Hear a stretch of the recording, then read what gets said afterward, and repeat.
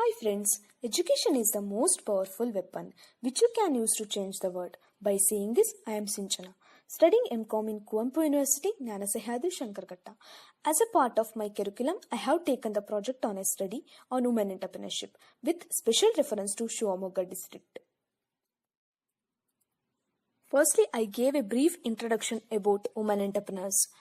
Women entrepreneurs is an emerging concept since women entrepreneurship is an untapped resource of the nation that can be utilized effectively, and due to the rising importance of women entrepreneurs, a number of studies have been made in this field.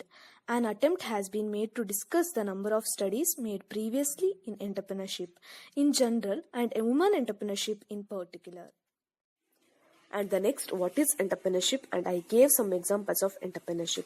What is entrepreneurship? The capacity and willingness to develop, organize and manage a business venture along with any of its risk in order to make a profit. The most obvious examples of entrepreneurship is the starting of new business. In economies, entrepreneurship combined with land, labor, natural resources and capital can produce profit entrepreneurial spirit, in characterized by innovation and risk-taking, and is essential part of a nation's ability to succeed in an ever-changing and increasingly competitive global marketplace. For example, first one is entrepreneurship can be scary because there is no guarantee that the business will work and the entrepreneur may end up losing money for the first few years. And the second one is the student graduated with a business degree and wanted to use his strong entrepreneurship to start the company of his dreams. And the third one is the way Bill Gates single-handedly revolutionized the way we use home computers is an excellent example of ingenuity and entrepreneurship. I gave a definition of women entrepreneurs. Women who innovates, initiate or adopt a business actively are called women entrepreneurs. J.S. Sumter, women entrepreneurship based on women participation in equity and employment of a business enterprise. And the next we move on to the importance of women entrepreneurship. Women's economic empowerment is not just a women's issue. It is at the very core of national development. And the political and economic empowerment of women is invaluable contribution in sustainable growth and responsible government. No nation can attain progress and prosperity without making optimum use of all its resources, including its human potential. It is then imperative that women constituting half of the population must be given their due share in the development process at all the three levels, viz. Formation, utilization and benefit distribution of resources. Women entrepreneurship assumes great importance in ensuring future economic prosperity, especially in a resurgent economy. Like that of India, effective time-bound policies and strategies must be adopted to remove the disabilities of women entrepreneurs so as to develop the spirit of entrepreneurship among them. Actually, the potentialities in women remain largely unrealized. And the next concept is functions of woman entrepreneur. As an entrepreneur, a woman has to perform all the functions involved in establishing an enterprise. These includes idea generation and screening, determination of objectives, project preparation, product analysis, deciding on the nature of business organization, completion of promotion formalities, raising funds, procuring men, machine and material, and the operation of business.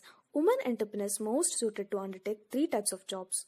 First one is playing the role of a subcontract with the raw materials provided by the customer. Second one is manufacturing an item to the long or short term needs of other enterprises. Third one is manufacturing item for direct sale in the market. Frederick Harbison 39 has enumerated the following two functions of a woman entrepreneur.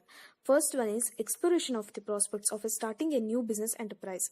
Second one is undertaking of risk and the handling of economic uncertainties involved in a business. And the next we move on to the major objectives of the women entrepreneurs. First one is to study the growth of women entrepreneurs units at micro level. Second one is to study the factors influencing the growth of women entrepreneurs. Third one is to analyze the problems faced by the women entrepreneurs. And the fourth one is to offer suggestions to accelerate the growth of women entrepreneurs.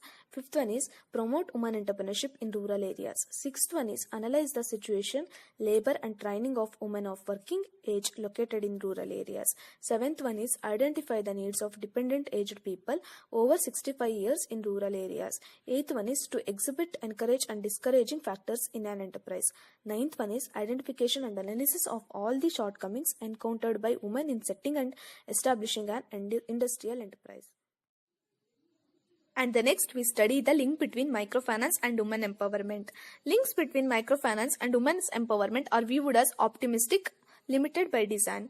Cost effective in eliminating poverty and a misplaced diversion of resources. Microfinance programs range from small-scale self-help groups to a large poverty-targeted banks. One model may vary in delivery, group functions, and structure and complementary services.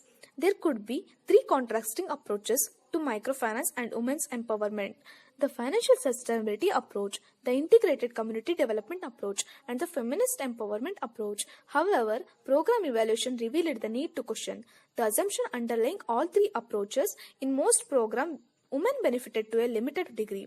Many women did not control the loan use. Most women were engaged in low-paid, traditionally female activities, and increases in income were small. Resources and time invested in economic activity were limited by responsibility for household consumption and unpaid domestic work. Microfinance programs sometimes created domestic tension between spouses and loss of spousal income and support. Group repayment pressure sometimes created pressures among women.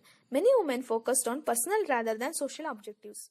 And the next we move on to the 8 factors needed for women entrepreneurs. First one is dreaming. Entrepreneurs should have a clear vision of what they desire to do, create wealth. It is essential that they should either have the ability to implement their dreams or get trained in the skills and temperaments of business-minded peoples. Second one is decide fast. Do not procrastinate, make decisions swiftly. Swiftness is a key factor in success. Third one is doors. Be a door, decide on a course of action and implement it as quickly as possible. Fourth one is determination. Be determined to implement the ventures with an iron will.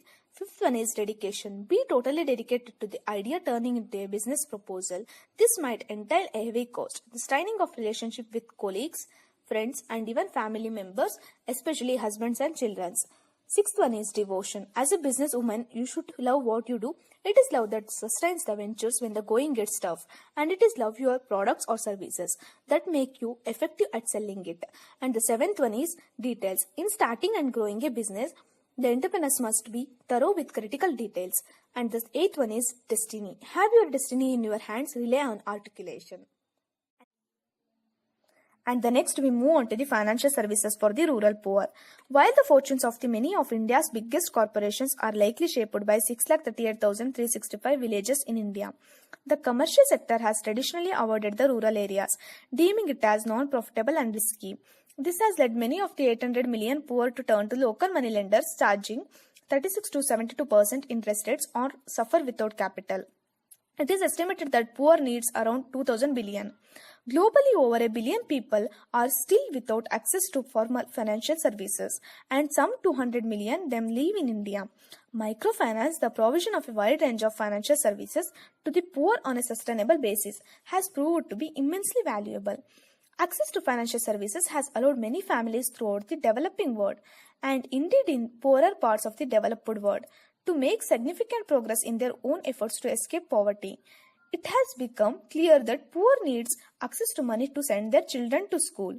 To buy medicines, they need financial services to reduce their vulnerability. As a result, worldwide, MFIs have started developing and delivering a range of financial products. This reflects Millennium Development Goals that offer broadly accepted measurable indicators of poverty reduction that are focused on poverty, education, health and empowerment. There are more than 1,000 private MFIs operating in the country today. However, not more than 1 to 2% of these have an outreach of 1 lakh microfinance clients. It is estimated that the MFIs share of the total institution-based microcredit portfolio is about 8%. Finally, I can conclude that women entrepreneurs are those women who think of a business enterprise, initiate it, organize and combine the factors of production, operate the enterprise, undertake risk and handle economic uncertainties involved in running a business enterprise. Thank you friends for watching. Please like and comment on this video.